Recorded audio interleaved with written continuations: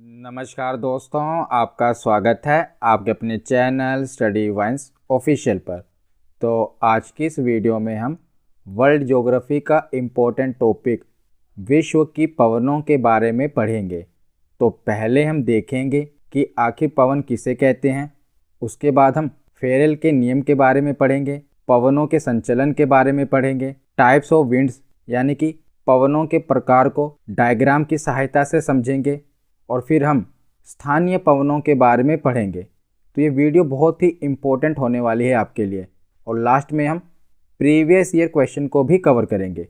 तो complete video होने वाली है आपके लिए। पवनों के बारे में मैं इस एक ही वीडियो में आपको पूरा समझा दूंगा, कंसेप्ट भी समझाऊंगा और एनिमेशन की सहायता से पढ़ाऊँगा, और मैप की सहायता से हम स्थानीय पवनों के बारे में भी पढ़ेंगे। तो ये वीडियो आपके लिए इम्पोर्टेंट होने वाली है। चाहे आप किसी भी एग्ज़ाम की तैयारी कर रहे हो, इस टॉपिक से आपसे प्रश्न पूछा ही जाता है। तो चलिए, आज आपको बहुत कुछ नया सीखने को मिलेगा। तो चलिए बिना देरी किए हुए वीडियो को शुरू करते हैं। और सबसे पहले देखते हैं कि आखिर पवन विंड कहते किसे हैं। तो हवा के प्रवाह को ही पवन कहा जाता है। जैसे मान लीजिए आप कमरे में बैठे हैं, तो कमरे में क्या है? हवा। तो जब आप छत पर जाएंगे तो वो क्या है? पवन। छत पर क्या होता है? हवा का प्रवाह होता है, पवन होती है। पर आप कमरे में अभी दरवाज़ा बंद करके बैठे होंगे, तो ये क्या है? यहाँ पर हवा तो है, पर उसे हम पवन नहीं कहेंगे। जब ये हवा चलेगी तो उसे पवन कहा जाएगा। जैसे आप छत पर जाएंगे तो वहाँ पर आपको हवा लगेगी, तो उसे क्या कहेंगे? पवन। तो हवा के प्रवाह को ही पवन यानी कि विंड कहा जाता है।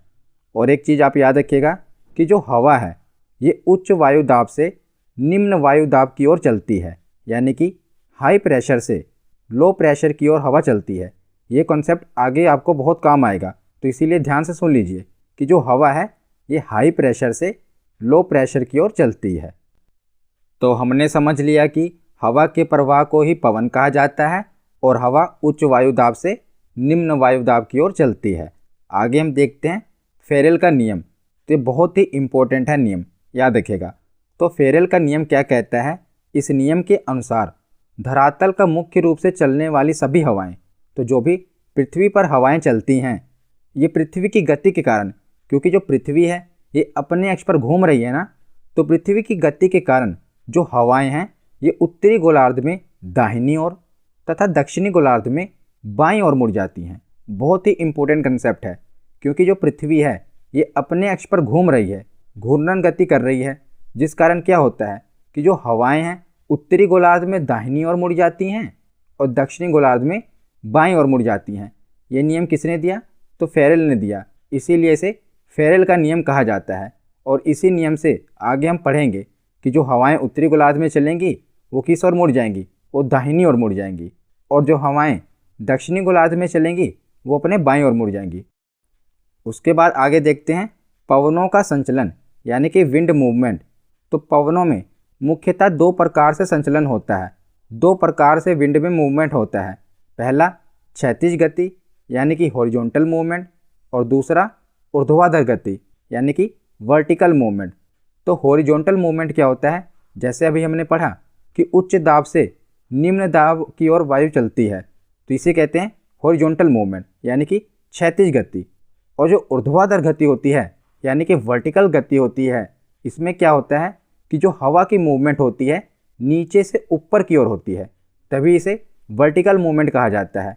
क्योंकि जो सूर्य की किरणें होती हैं ये धरती की सतह पर पड़ती हैं, तो हवाएं क्या होती हैं? गर्म हो जाती हैं, और गर्म होने से ऊपर की ओर उठने लगती हैं। जब हवाएं गर्म हो जाएंगी तो जाहिर सी बात है हल्की हो जाएंगी, और उसके बाद क्या होगा? वो ऊपर की ओर उठने लगेंगी। उसे कहा जाएगा वर्टिकल मूवमेंट। तो दो प्रकार से हवा में मूवमेंट होता है, विंड में मूवमेंट होता है। एक हॉरिजॉन्टल मूवमेंट, जब हवा उच्च दाब से निम्न वायु दाब की ओर हॉरिजॉन्टली बढ़ेगी तो उसे हम कहेंगे क्षैतिज गति यानी कि हॉरिजॉन्टल मूवमेंट। और जब हवा नीचे से ऊपर की ओर उठेगी तो उसे हम कहेंगे वर्टिकल मूवमेंट, और हिंदी में ऊर्ध्वाधर गति कहेंगे। उसके बाद आगे देखते हैं पवनों के प्रकार यानी कि टाइप्स ऑफ विंड्स। पहले हम देख लेते हैं कि कौन कौन से पवनों के प्रकार हैं, उसके बाद इसे हम डायग्राम से समझेंगे। तो तीन प्रकार की पवनें होती हैं। पहली प्रचलित पवन, जिसे इंग्लिश में कहते हैं परमानेंट विंड। दूसरी मौसमी पवनें, जिसे कहते हैं मॉनसून विंड्स, और तीसरी स्थानीय पवनें, जिसे इंग्लिश में कहा जाता है लोकल विंड्स। तो प्रचलित पवनों के भी आगे 3 प्रकार होते हैं, व्यापारिक पवनें, ट्रेड विंड्स, पछुआ पवनें, वेस्टर्लीज, और ध्रुवीय पवनें, पोलर ईस्टर्लीज। तो देखिए पवनों के कितने प्रकार होते हैं, 3 प्रकार, प्रचलित, मौसमी और स्थानीय। और जो प्रचलित पवनें हैं इनके भी आगे 3 प्रकार हैं, व्यापारिक पवनें, पछुआ पवनें और ध्रुवीय पवनें। तो मैंने सभी को डायग्राम से समझाया हुआ, अभी आगे हम देखेंगे। पर जो मुख्य रूप से है स्थानीय पवनों से प्रश्न बनते हैं, तो उसे भी आगे हम मैप से पढ़ेंगे। तो चलिए डायग्राम की सहायता से इसे समझ लेते हैं। तो पहले देख लेते हैं कि आखिर प्रचलित पवन होती क्या है। तो पृथ्वी के विस्तृत क्षेत्र पर एक ही दिशा में वर्ष भर चलने वाली पवन को प्रचलित पवन या स्थायी पवन कहा जाता है। तो जैसा कि इसके नाम से ही क्लियर है, परमानेंट विंड। तो जो विंड एक ही दिशा में स्थायी रूप से चले उसे क्या कहा जाएगा, प्रचलित पवन या स्थायी पवन कहा जाएगा। और इसी प्रचलित पवन के 3 प्रकार हैं, व्यापारिक पवनें, पछुआ पवनें और ध्रुवीय पवनें। हमने पीछे देखा था ना कि पवनों के भी 3 प्रकार हैं, और जो पहला प्रकार है प्रचलित पवन, इसके भी आगे 3 प्रकार हैं। अब हम इसे डायग्राम की सहायता से समझ लेते हैं। तो इस डायग्राम की सहायता से हम जो प्रचलित पवनें हैं उनके आगे 3 प्रकार हैं ना, कौन कौन से प्रकार हैं, व्यापारिक पवनें, पछुआ पवनें और ध्रुवीय पवनें, उनके बारे में समझ लेते हैं। तो आपको डायग्राम देखकर लग रहा होगा पता नहीं क्या बना दिया, पर बहुत ही आसान डायग्राम है। देखिए अभी आपको सब समझ आ जाएगा। बस मैं आपको जो जो समझा रहा हूँ पहले बस आप उतने पर ही फोकस कीजिए, फिर आपको पूरा यह डायग्राम समझ में आ जाएगा। तो जो हमारी पृथ्वी है इस पर 4 प्रकार की वायुदाबीय पेटियाँ बनती हैं, यानी कि 4 प्रकार के प्रेशर बेल्ट हमारी पृथ्वी पर बनते हैं। अभी हमने पीछे देखा ना कि जो हवा है वो हाई प्रेशर से लो प्रेशर की ओर चलती है, यानी कि उच्च वायुदाब से निम्न वायुदाब की ओर चलती है। उसी तरह जो हमारी पृथ्वी है इस पर 4 प्रकार की प्रेशर बेल्ट बनती हैं, 4 प्रकार की वायुदाबीय पेटी बनती हैं, जो कि बहुत ही आसान है। तो जो पृथ्वी के बीचों बीच कौन सी रेखा होती है, भूमध्य रेखा होती है। तो भूमध्य रेखा पर पूरे वर्ष सबसे ज़्यादा सूर्य की रोशनी पड़ती है, जिस कारण क्या होता है, यहाँ की जो हवाएं होती हैं वो गर्म हो जाती हैं और ऊपर की ओर उठने लगती हैं। ये तो जाहिर सी बात है ना कि जब हवाएं गर्म होंगी तो ऊपर की ओर उठेंगी। तो विषुवत रेखा पर पूरे वर्ष सबसे ज़्यादा रोशनी पड़ती है, इसीलिए यहाँ की जो हवाएं हैं गर्म होकर ऊपर की ओर उठती हैं। तो जब हवाएं गर्म होकर ऊपर की ओर उठेंगी तो यहाँ पर कौन सी प्रेशर बेल्ट बनेगी, लो प्रेशर बेल्ट, यानी कि निम्न वायुदाबीय पेटी। तो आप देख रहे हैं ना बीचों बीच 5 डिग्री उत्तरी अक्षांश रेखा से लेकर 5 डिग्री दक्षिणी अक्षांश रेखा तक जो ये बेल्ट है इसे कहते हैं लो प्रेशर बेल्ट। इंग्लिश में कहते हैं इक्वेटेरियल लो प्रेशर बेल्ट, क्योंकि ये इक्वेटर पर है। और हिंदी में क्या कहेंगे, विषुवत रेखीय निम्न दाब पेटी। तो विषुवत रेखीय क्योंकि ये विषुवत रेखा पर है और लो प्रेशर बेल्ट है, इसीलिए से निम्न दाब पेटी कहा जाएगा। तो ये पूरी जो बेल्ट है इसे कहा जाएगा विषुवत रेखीय निम्न दाब पेटी। तो एक बेल्ट ये हो गई, मैंने आपको बताया कि 4 प्रकार की बेल्ट बनती हैं। उसके बाद ऊपर आ जाइए, तो देखिए पहले लो प्रेशर बेल्ट बनेगी, फिर हाई बनेगी, ऊपर भी और नीचे भी, फिर उसके बाद फिर लो बनेगी, फिर हाई बनेगी। तो 4 प्रकार की बेल्ट है ना, लो हाई लो हाई। तो बीच में पहले आपको याद रखना है कि लो प्रेशर बेल्ट बनेगी, और क्यों बनेगी मैंने आपको समझा दिया। तो लो प्रेशर बेल्ट के बाद ऊपर देखेंगे उत्तर की ओर, तो 25 डिग्री से लेकर 35 डिग्री तक उपोष्ण उच्च दाब पेटी कहा जाता है इसे। कौन सी, उपोष्ण उच्च दाब पेटी। और दक्षिणी गोलार्ध में भी 25 डिग्री अक्षांश रेखा से लेकर 35 डिग्री अक्षांश रेखा तक उपोष्ण उच्च दाब पेटी बनेगी। तो 2 प्रकार की पेटियां हमने देख ली, एक विषुवत रेखीय निम्न दाब पेटी और दूसरी उपोष्ण उच्च दाब पेटी। तो उसके बाद फिर उत्तर में हम जाएंगे, तो ये उच्च दाब पेटी है, फिर इसके ऊपर निम्न दाब पेटी बनेगी, यानी कि 55 डिग्री से लेकर 65 डिग्री उत्तर में भी उपध्रुवीय निम्न दाब पेटी है, और नीचे भी देखेंगे दक्षिणी गोलार्ध में 55 डिग्री से लेकर 65 डिग्री तक तो उपध्रुवीय निम्न दाब पेटी है। तो ये निम्न दाब पेटी होगी और ध्रुवों पर उच्च दाब पेटी बनेगी 90 डिग्री पर। तो बहुत ही आसान है। देखिए तो सबसे पहले लो प्रेशर बेल्ट बनेगी, उसके ऊपर हाई प्रेशर बेल्ट और नीचे भी हाई प्रेशर बेल्ट, फिर उसके ऊपर लो प्रेशर बेल्ट और नीचे भी लो प्रेशर बेल्ट, और ध्रुवों पर हाई प्रेशर बेल्ट बनेगी। तो 4 प्रकार की बेल्ट हो गई, विषुवत रेखीय निम्न दाब पेटी, उपोष्ण उच्च दाब पेटी, उपध्रुवीय निम्न दाब पेटी और ध्रुवीय उच्च दाब पेटी। तो ध्रुवों के ऊपर है तो इसे उपध्रुवीय निम्न दाब पेटी कहते हैं। तो मैंने आपको ये क्यों समझाया, पहले तो मैंने आपको समझाया कि जो हवाएं होती हैं वो उच्च दाब से निम्न दाब की ओर बढ़ती हैं। तो देखिए ये जो इक्वेटर पर है 5 डिग्री उत्तर से लेकर 5 डिग्री दक्षिण तक, ये लो प्रेशर बेल्ट है और ऊपर कौन सी है, हाई प्रेशर बेल्ट। तो हवाएं कहाँ से चलेंगी, तो हाई प्रेशर बेल्ट से लो प्रेशर बेल्ट की ओर चलेंगी। तो जो ये हाई प्रेशर बेल्ट है इसे कहा क्या जाता है, उपोष्ण उच्च दाब पेटी कहा जाता है। आपको तो एग्जाम में याद रहना चाहिए ना किस बेल्ट को क्या कहा जाएगा, तो इसे उपोष्ण उच्च दाब पेटी कहा जाएगा। तो हवाएं उच्च दाब से निम्न दाब की ओर बढ़ेंगी, तो हाई प्रेशर बेल्ट से लो प्रेशर बेल्ट की ओर बढ़ेंगी, यानी कि उपोष्ण उच्च दाब पेटी से विषुवत रेखीय निम्न दाब पेटी की ओर बढ़ेंगी, और नीचे भी उपोष्ण उच्च दाब पेटी से विषुवत रेखीय निम्न दाब पेटी की ओर बढ़ेंगी। तो हवाएं तो सीधी आएंगी, पर मैंने आपको बताया था कि फेरेल के नियम के अनुसार क्या है कि जो हवाएं हैं उत्तरी गोलार्ध में अपने दाईं ओर मुड़ जाएंगी और दक्षिणी गोलार्ध में अपने बाईं ओर मुड़ जाएंगी। तो अगर आप नीचे से देखेंगे तो ये आपके बायां होगा, अगर आप ऊपर से देखेंगे तो आपको इस तरफ घूमना पड़ेगा, नीचे की तरफ देखना पड़ेगा, तो ये आपका दायां होगा। तो उत्तरी गोलार्ध में दाईं ओर मुड़ जाएंगी और दक्षिणी गोलार्ध में बाईं ओर मुड़ जाएंगी। तो इन्हें व्यापारिक पवनें कहा जाएगा। जो उपोष्ण उच्च दाब पेटी से विषुवत रेखीय निम्न दाब पेटी की ओर बढ़ती हैं, इन्हें कौन सी पवनें कहा जाएगा, तो इन्हें व्यापारिक पवनें कहा जाएगा, जो कि इस क्षेत्र में है, ऊपर भी और नीचे भी, इन्हें व्यापारिक पवनें कहा जाएगा। और इसके ऊपर जो पवनें आती हैं उन्हें पछुआ पवनें कहा जाता है। तो ये उपोष्ण उच्च दाब पेटी से उत्पन्न होती हैं और उपध्रुवीय निम्न दाब पेटी की ओर चलती हैं। जाहिर सी बात है उच्च दाब पेटी से ही उत्पन्न होंगी और निम्न दाब पेटी की ओर बढ़ेंगी। तो ये उपोष्ण उच्च दाब पेटी से उत्पन्न होती हैं और उपध्रुवीय निम्न दाब पेटी की ओर चलती हैं, और फेरेल के नियम के अनुसार उत्तरी गोलार्ध में दाईं ओर और दक्षिणी गोलार्ध में बाईं ओर मुड़ जाती हैं। तो इन्हें क्या कहा जाएगा, पछुआ पवनें कहा जाएगा। तो ये मैं आपको कॉन्सेप्ट समझा रहा हूँ, जो कि अभी आपको थोड़ा मुश्किल लग रहा होगा, पर अगर आप इसको 2 बार देख लेंगे तो बहुत ही आसान है, आगे आपको ये समझ आ जाएगा। तो यहाँ पर ये जो पवनें हैं ऊपर भी और नीचे भी, इन्हें क्या कहा जाएगा, पछुआ पवनें कहा जाएगा। और ये उत्पन्न कहाँ से हो रही हैं, उपोष्ण उच्च दाब से उत्पन्न हो रही हैं और उपध्रुवीय निम्न दाब पेटी की ओर बढ़ रही हैं। यहाँ से एक और प्रश्न बनता है जो कि कई बार एग्जाम में पूछा गया है।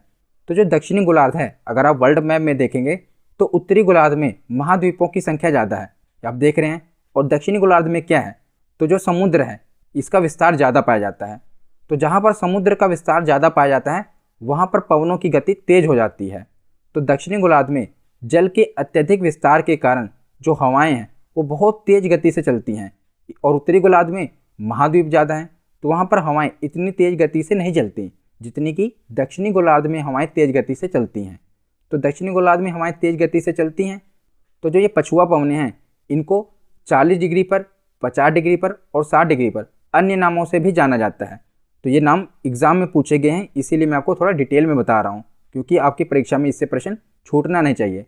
तो जो पछुआ पवनें हैं हमने देखा कि ये उपोष्ण उच्च दाब पेटी से लेकर उपध्रुवीय निम्न दाब पेटी की ओर बहती हैं। तो इसके बीच में 40, 50 और 60 डिग्री आता है ना। तो 40 डिग्री पर जो हवाएं चलती हैं, जो पछुआ पवनें चलती हैं, उनकी रफ्तार इतनी तेज होती है जिस कारण उसे कहा जाता है गर्जती चालिसा। 40 डिग्री पर जो हवाएं चलती हैं क्या कहते हैं उन्हें, गर्जती चालिसा। और जो 50 डिग्री पर ये पवनें चलती हैं उन्हें कहा जाता है प्रचंड पचासा। तो ये नाम दिए गए हैं क्योंकि जो ये पवनें हैं इनकी रफ्तार बहुत तेज होती है, तो उन्हें कहा जाता है 40 डिग्री पर गर्जती चालिसा, 50 डिग्री पर प्रचंड पचासा और 60 डिग्री पर चीखता साठा। आसान है ना, 60 डिग्री पर साठा, 50 डिग्री पर पचासा और 40 डिग्री पर चालीसा।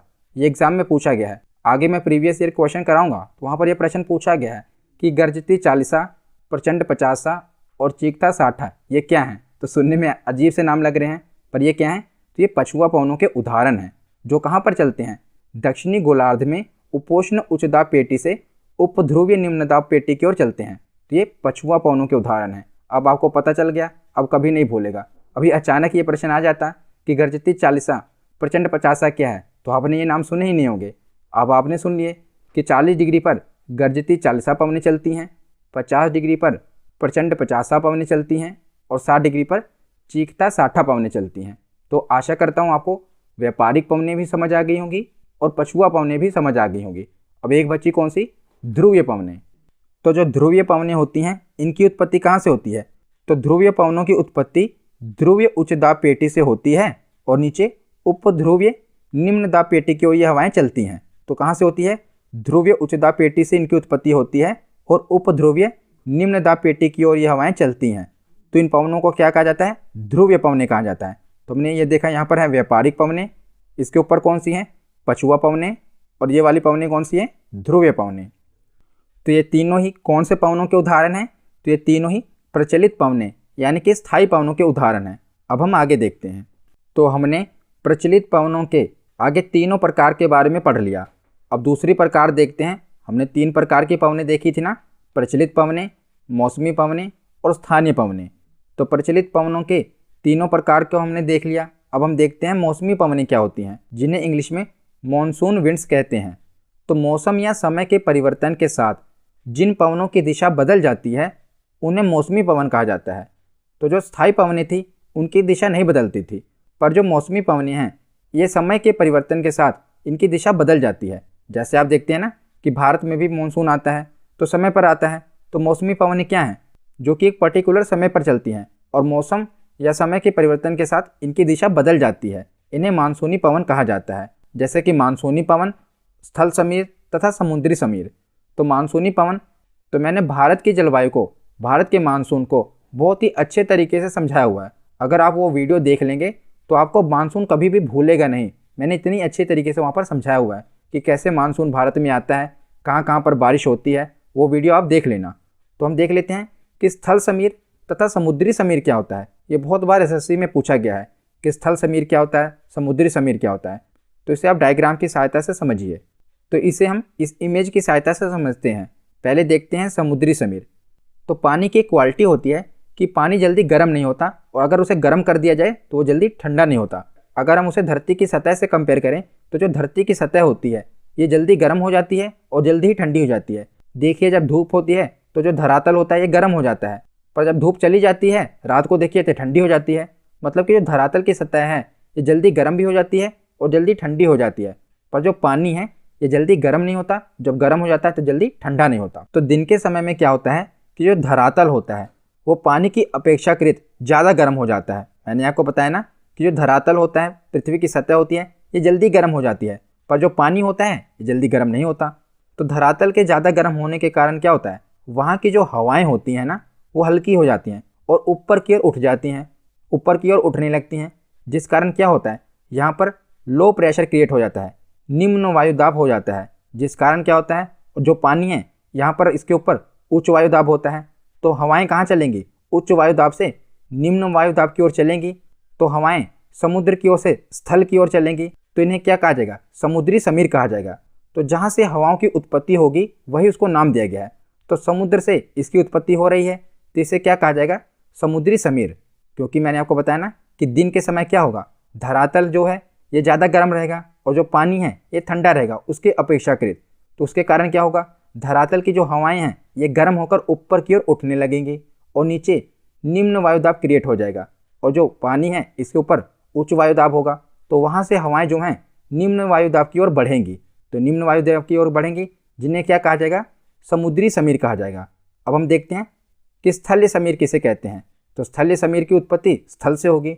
तो रात के समय अब क्या होगा, तो मैंने आपको बताया कि जो पानी है ये जल्दी गर्म नहीं होता और जब गर्म हो जाए तो जल्दी ठंडा नहीं होता। तो रात के समय क्या होगा, जो धरातल है यानी कि स्थल है ये ठंडा हो जाएगा, पर जो पानी है अभी उसके अपेक्षाकृत जल्दी ठंडा नहीं होगा। जिस कारण क्या होगा कि जो पानी है अभी से जल्दी ठंडा नहीं होगा, अभी गर्म ही रहेगा। तो यहाँ पर जो हवाएं हैं ऊपर की ओर उठेंगी और जो स्थल है वहाँ पर क्या है वो जल्दी ठंडा हो जाएगा। ठंडा होने के कारण क्या है, वहाँ पर हाई प्रेशर क्रिएट हो जाएगा। फिर हवाएं क्या होगी, स्थल से पानी की ओर बढ़ेंगी। तो दिन के समय क्या हो रहा था, हवाएं पानी से स्थल की ओर जा रही थी, उसे कह रहे थे समुद्री समीर। अब रात को क्या होगा कि जो हवाएं हैं वो स्थल से समुद्र की ओर बढ़ेंगी, तो इसे क्या कहा जाएगा? स्थलीय समीर। इसीलिए आप देखते होंगे कि जो मछुआरे हैं ये रात को मछली पकड़ने जाते हैं, क्योंकि उनसे उनको हेल्प होती है। क्योंकि जो हवाएं होती हैं वो समुद्र की ओर चल रही होती हैं, तो उनको जो नाव है, नाव को चलाने में ज़्यादा मेहनत नहीं करनी पड़ती। इसीलिए मछुआरे रात को मछली पकड़ने जाते हैं, क्योंकि उनको जो हवाएं हैं वो भी हेल्प कर रही होती हैं। क्यों हेल्प कर रही हैं, मैंने को समझा दिया ना, स्थलीय समीर के कारण इस समय जो हवाएं हैं वो समुद्र की ओर चल रही हैं। तो इसे याद रखना आसान है कि जब समुद्र से हवाओं की उत्पत्ति हो तो उसे समुद्री समीर कहते हैं, और जब स्थल से हवाओं की उत्पत्ति हो तो उसे स्थलीय समीर कहा जाता है। और दिन के समय समुद्री समीर की घटना होती है और रात के समय स्थलीय समीर की घटना होती है। तो अब हम स्थानीय पवनों के बारे में पढ़ते हैं। तो ऐसी पवनें जो किसी स्थान विशेष पर चलती हैं, जिनके प्रभाव क्षेत्र सीमित होते हैं, उन्हें स्थानीय पवनें कहा जाता है। तो ये इनका प्रभाव क्षेत्र काफ़ी सीमित एरिया होता है। जैसे भारत में क्या चलती है, लू चलती है, अमेरिका में चिनूक चलती है। तो ये अलग अलग एरिया में जो हवाएं चलती हैं, वहाँ के लोकल नेम से उन्हें जाना जाता है, उसे को लोकल विंड्स कहा जाता है। उन्हीं के बारे में हम पढ़ेंगे। तो स्थानीय पवनों से दो प्रकार के प्रश्न बनते हैं। पहला प्रश्न कि आपको पवन का नाम दिया होगा, जैसे कि चिनूक पवन, ये कहाँ पर चलती है, और देश का नाम पूछा जाएगा, ये पहला प्रश्न। और दूसरा प्रश्न ये बनता है कि ये बताइए ये हवा गर्म है या ठंडी, जैसे कि जो चिनूक हवा है ये गर्म हवा है या ठंडी हवा है। तो दो प्रकार के प्रश्न बनते हैं। तो पहले मैंने जितनी भी गर्म हवाएं हैं उन्हें कवर किया है, और ज़्यादातर जो हवाएं हैं ये गर्म ही एग्जाम में पूछी जाती हैं। ठंडी हवाएं बहुत ही कम हैं, तो ज़्यादातर गर्म हवाएं हैं। तो पहले हम जो गर्म हवाएं हैं उनको देख लेते हैं। तो जो चिनूक है ये संयुक्त राज्य अमेरिका और कनाडा में यह हवा चलती है। तो ये संयुक्त राज्य अमेरिका और कनाडा में रॉकी पर्वत श्रेणी के पूर्वी ढाल के साथ चलने वाली गर्म या शुष्क पवन है। मैंने आपको बताया ना, पहले हम गर्म हवाओं के बारे में पढ़ेंगे, गर्म पवनों के बारे में पढ़ेंगे। तो मैंने आपको विश्व के पर्वत वाली वीडियो में रॉकी पर्वत श्रृंखला बताई थी ना। अगर आपने वो वीडियो नहीं देखी तो वर्ल्ड ज्योग्राफी की प्लेलिस्ट में जाकर जरूर देख लें। वहाँ पर मैंने विश्व के प्रमुख पर्वतों के बारे में पढ़ाया हुआ है। तो वहाँ पर मैंने आपको रॉकी पर्वतमाला के बारे में पढ़ाया था। तो जो ये हवा है ये रॉकी पर्वत श्रेणी के पूर्वी ढाल के साथ चलने वाली गर्म हवा है, और ये संयुक्त राज्य अमेरिका और कनाडा के क्षेत्रों में चलती है। और यह पवन रॉकी पर्वत के पूर्व के पशुपालकों के लिए बड़े ही लाभदायक है, क्योंकि शीतकाल का अधिकांश अवधि में यह बर्फ़ को पिघलाकर चारागाहों को बर्फ़ से मुक्त रखता है। तो इसमें क्या बताया गया है, जो ये हवा है ये गर्म हवा है। तो जब उत्तरी अमेरिका में यानी कि कनाडा में और संयुक्त राज्य अमेरिका में बर्फ़ जमी होती है ना, तो ये जब यह हवा चलती है तो जो वहाँ की घास के मैदान है, जब उसमें बर्फ़ जमी होती है तो ये हवा क्या करती है, उन बर्फ़ को पिघला देती है। यानी कि जो घास के मैदानों पर बर्फ़ जमी होती है उनको पिघला देती है। फिर जो घास होती है वहाँ के पशुओं के लिए उपलब्ध हो जाती है ना, इसीलिए से हिमभक्षी के नाम से भी जाना जाता है। तो इसका उपनाम जरूर याद रखिएगा। आपसे एग्जाम में ऐसे भी पूछा जा सकता है कि किस पवन को हिमभक्षी कहा जाता है, तो चिनूक पवन को हिमभक्षी कहा जाता है। तो हमने क्या क्या पढ़ा कि जो चिनूक पवन है ये संयुक्त राज्य अमेरिका और कनाडा में बहती है। और दूसरी चीज़ हमने पढ़ी कि ये रॉकी पर्वत श्रृंखला से निकलती है। और तीसरी चीज़ हमने पढ़ी कि इसे हिमभक्षी के नाम से भी जाना जाता है। तो चिनूक पवनों के बाद देखते हैं अगली फोन पवन। ये स्विट्जरलैंड में चलती है। तो यह स्विट्जरलैंड की स्थानीय पवन है। इसके प्रभाव से वहाँ की बर्फ़ पिघल जाती है। तो ये भी गर्म पवन है, और पशु चारकों के लिए चारागाह मिल जाता है, जैसा कि मैंने आपको समझाया। और यह पवन अंगूर की फसल के लिए काफ़ी लाभदायक है। इसके प्रभाव से वहाँ के अंगूर जल्दी पक जाते हैं स्विट्जरलैंड के, इसीलिए अंगूर की फसल के लिए काफ़ी लाभदायक है। तो ये भी आपसे प्रश्न पूछा जा सकता है। तो फोन पवन कहाँ चलती है, स्विट्जरलैंड में चलती है। ये गर्म पवन है और अंगूर की फसल के लिए काफ़ी लाभदायक है। उसके बाद तीसरी पवन देखते हैं, सिरोको पवन। तो सिरोको पवन कहाँ चलती है, सहारा मरुस्थल में। मैंने विश्व के मरुस्थल में आपको पढ़ाया था। सहारा मरुस्थल कहाँ पर है, तो अफ्रीका के ये उत्तरी भाग में फैला हुआ है सहारा मरुस्थल। तो यह सहारा मरुस्थल में भूमध्य सागर की ओर चलने वाली गर्म हवा है। तो सहारा मरुस्थल से इटली में प्रवाहित होने वाली सिरोको हवा बालू के कणों से मिल जाती है। तो ये पूरा सहारा मरुस्थल है। तो जब यहाँ पर यह हवा चलती है तो बालू के कणों से मिल जाती है, और जब ये आगे आगे भूमध्य सागर है तो भूमध्य सागर में नमी लेने के बाद ये इटली में वर्षा करती है। तो इन बालू के कणों के कारण जो बारिश की बूंदें होती हैं, जो इटली में बारिश होती है, वो लाल रंग की दिखाई देती है, जिस कारण उसे रक्त की वर्षा यानी कि ब्लड रेन कहा जाता है, खून की बारिश भी कहते हैं। तो जब सिरोको पवन सहारा मरुस्थल में चलती है तो वहाँ की जो रेत होती है, धूल कण होते हैं, अपने साथ ले जाती है, और आगे भूमध्य सागर के ऊपर इसे नमी मिल जाती है। और आगे चलकर जब ये इटली में बारिश होती है तो जो वर्षा का रंग है इन्हीं रेत कणों के कारण लाल रंग का दिखाई देता है, जिस कारण इसे रक्त की वर्षा कहा जाता है, खूनी वर्षा कहा जाता है। तो ये एग्जाम में पूछा गया है कि खूनी वर्षा किन पवनों के कारण होती है, सिरोको पवनों के कारण। कौन सी, सिरोको पवन। उसके बाद अगली पवन देखते हैं, हरमट्टन पवन। तो जो हरमट्टन पवन है ये पश्चिमी अफ्रीका में खास करके गिनी के तट पर चलती है। तो हरमट्टन सहारा मरुस्थल से दक्षिण पश्चिम दिशा में चलने वाली गर्म तथा शुष्क हवा है। तो ये जितनी भी हवाएं अभी मैं आपको बता रहा हूँ ये सभी गर्म हवाएं हैं। तो हरमट्टन हवाओं के आने से अफ्रीका का उष्ण पश्चिमी तट हरा भरा हो जाता है और गिनी तट पर इस प्रकार की हवा को डॉक्टर वायु के नाम से जाना जाता है। तो डॉक्टर वायु के नाम से किस हवा को जाना जाता है? हरमट्टन हवा को। तो एग्जाम में जब भी प्रश्न बनता है तो इससे यही पूछा जाता है कि किस वायु को डॉक्टर वायु कहा जाता है। तो हरमट्टन पवनों को डॉक्टर वायु यानी कि डॉक्टर विंड कहा जाता है। उसके बाद आगे देखते हैं तो सिमूम पवनें। तो सिमूम पवनें कहाँ चलती हैं? अरब मरुस्थल में। यह अरब के मरुस्थल में चलने वाली गर्म एवं शुष्क हवा होती हैं और यह हवा बहुत ही तेज गति से चलती है। इसके चलने से सांस लेने में कठिनाई होने लगती है। तो जो अरब प्रायद्वीप की जलवायु है वैसे भी गर्म है और जो ये पवन है वो भी गर्म है। तो जब ये पवन चलती है वहाँ पर तो वहाँ पर सांस लेने में कठिनाई होने लगती है, इतनी ये गर्म पवन है। तो ये कहाँ पर चलती है? सिमूम पवन अरब मरुस्थल में चलती है, याद रखिएगा। और दूसरी पवन है शामल पवन। यह है इराक तथा जो ये फारस की खाड़ी है इराक के बगल में वहाँ पर चलने वाली गर्म हवा है। तो मुख्य रूप से याद रखिएगा इराक में। तो शामल पवन कहाँ चलती है? इराक में। और सिमूम पवन कहाँ चलती है? अरब मरुस्थल में चलती है। उसके बाद अगली पवन देखते हैं ब्रिक फिल्डर और दूसरी है नार्वेस्टर।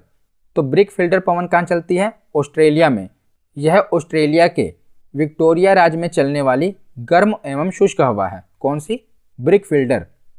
और दूसरी है नार्वेस्टर, ये न्यूजीलैंड में चलती है। ना से रिलेट कर लेना कि जो नार्वेस्टर पवनें हैं ये न्यूजीलैंड में चलती हैं। ब्रिक फिल्डर कहाँ पर? ऑस्ट्रेलिया में। और नार्वेस्टर न्यूजीलैंड में। और तीसरी पवन है कोयम्बैंग पवन।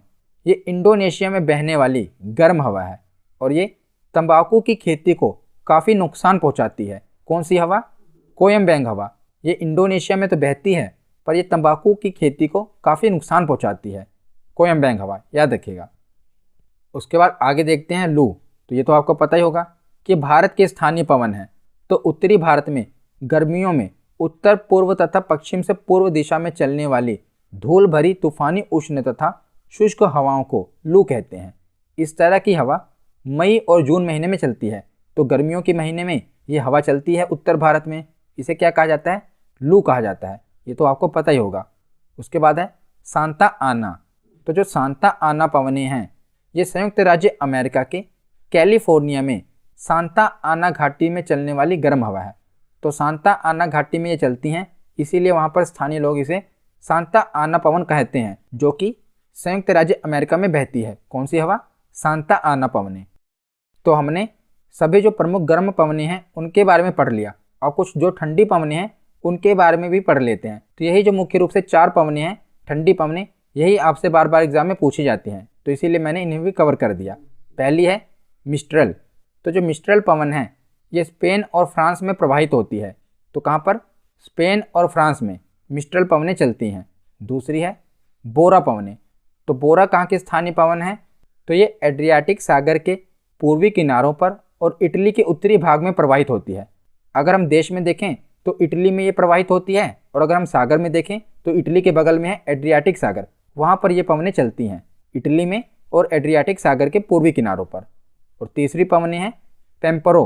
तो ये पंपास के जो मैदान हैं, मैंने आपको घास के मैदान में बताया था ना, पंपास के मैदान, तो जो ब्राज़ील, अर्जेंटीना और उरुग्वे में फैले हुए हैं वहाँ पर ये पवनें चलती हैं, पंपास के मैदानों में। कौन सी पवनें? पेम्पेरो पवनें। उसके बाद है बिल्जार्ड। तो जो बिल्जार्ड पवनें हैं ये उत्तर तथा दक्षिणी ध्रुवीय क्षेत्र में बहती हैं, जिन्हें टुंड्रा प्रदेश भी कहा जाता है। तो जो उत्तरी ध्रुवीय तथा दक्षिणी ध्रुवीय क्षेत्र हैं इन्हें टुंड्रा प्रदेश कहा जाता है। तो वहाँ पर ये हवाएं चलती हैं बिल्जार्ड। तो हमने ठंडी पवनें भी पढ़ ली और गर्म पवनें भी पढ़ ली। अब हम प्रीवियस ईयर क्वेश्चन देखते हैं। तो पहला प्रश्न है कि पूरे वर्ष एक ही दिशा में प्रवाहित होने वाली पवन क्या कहलाती है? तो पूरे वर्ष एक ही दिशा में प्रवाहित होने वाली पवन स्थायी पवन कहलाती है। ऑप्शन बी इसका सही जवाब होगा। अगला प्रश्न है कि गर्जती 40, प्रचंड 50 एवं चीखता 60 ये क्या है? तो ये पवनें हैं। और कौन सी पवनें हैं? दक्षिणी गोलार्ध की पवनें हैं। तो ऑप्शन बी में है दक्षिणी गोलार्ध। तो दक्षिणी गोलार्ध में पश्चिमी पवनें हैं, ये पछुआ पवनों के उदाहरण हैं। ऑप्शन बी इसका सही जवाब होगा। अगला प्रश्न है कि भयंकर 50 चलते हैं। तो भयंकर 50 कहाँ पर चलते हैं? तो 50 डिग्री पर तो चलते हैं, पर 50 डिग्री उत्तरी अक्षांश पर या 50 डिग्री दक्षिणी अक्षांश पर। तो 50 डिग्री दक्षिणी अक्षांश पर ये पवनें चलती हैं। तो ऑप्शन बी इसका सही जवाब होगा। अगला प्रश्न है कि न्यूजीलैंड में उच्च पर्वतीय क्षेत्रों से उतरने वाली गर्म शुष्क एवं धूल भरी स्थानीय हवा निम्न में से किस नाम से जानी जाती है। तो ये न्यूजीलैंड की पवन पूछ रहे हैं। तो मैंने आपको बताया था ना से रिलेट कर लेना। तो न्यूजीलैंड की कौन सी पवन है? नॉर्वेस्टर पवन है। ऑप्शन बी इसका सही जवाब होगा। अगला प्रश्न है कि निम्न में से कौन सी ठंडी स्थानीय हवा नहीं है, यानी कि गर्म हवा पूछी है इन्होंने। तो मिस्ट्रल ये भी ठंडी है, बोरा भी और बिल्जार्ड भी। तो जो लू है आपको पता ही है, ये उत्तरी भारत में चलती है और ये गर्म स्थानीय हवा है। तो ऑप्शन सी इसका सही जवाब होगा। अगला प्रश्न है कि निम्नलिखित में से कौन सी स्थानीय पवन इटली की रक्त वर्षा लाती है। तो इटली में कौन सी पवन खून की वर्षा कराती है। तो इसका सही जवाब होगा ऑप्शन सी सिरोको पवन। अगला प्रश्न है कि समुद्री समीर बहती है। तो समुद्री समीर दिन के समय बहती है और रात के समय में स्थलीय समीर बहती है। तो ऑप्शन ए इसका सही जवाब होगा। अगला प्रश्न है कि पछुआ हवाएं वे हवाएं हैं जो बहती हैं। ऑप्शन ए में दिया हुआ है कि ध्रुवीय क्षेत्र के ऊपर बहती हैं, नहीं। ऑप्शन बी में क्या है कि रात्रि में पृथ्वी से समुद्र, ये तो दूसरे उदाहरण है, समुद्री समीर और स्थलीय समीर के उदाहरण है। ऑप्शन सी क्या है कि मौसम पर निर्भर होकर विभिन्न दिशाओं में, ये भी नहीं है। ऑप्शन डी क्या है कि भूमध्य रेखा के 30 डिग्री से लेकर 60 डिग्री उत्तर तथा दक्षिणी अक्षांश रेखाओं के मध्य बहती हैं। तो ये जवाब सही है। तो ऑप्शन डी इसका सही जवाब होगा कि भूमध्य रेखा के 30 डिग्री से लेकर 60 डिग्री पर उत्तरी तथा दक्षिणी अक्षांश रेखाओं के मध्य ये बहती है पछुआ हवाएं। अगला प्रश्न है कि निम्नलिखित में से कौन सी स्थानीय पवन अंगूर के पकने में सहायक है। तो कौन सी स्थानीय पवन अंगूर के पकने में सहायक है। तो ऑप्शन बी फोन पवनें। और ये कहाँ पर बहती हैं? तो स्विट्जरलैंड में बहती हैं। अगला प्रश्न है कि संयुक्त राज्य अमेरिका के पश्चिमी तट से प्रारंभ होकर रॉकी पर्वत को पार करके नीचे उतरने वाली गर्म एवं शुष्क हवा किस नाम से जानी जाती है। तो ये कौन सी हवा है? आपको पता ही होगा, संयुक्त राज्य अमेरिका वाली कौन सी हवा थी? चिनूक हवा। ऑप्शन सी इसका सही जवाब होगा और इसे हिमभक्षी के नाम से भी जाना जाता है।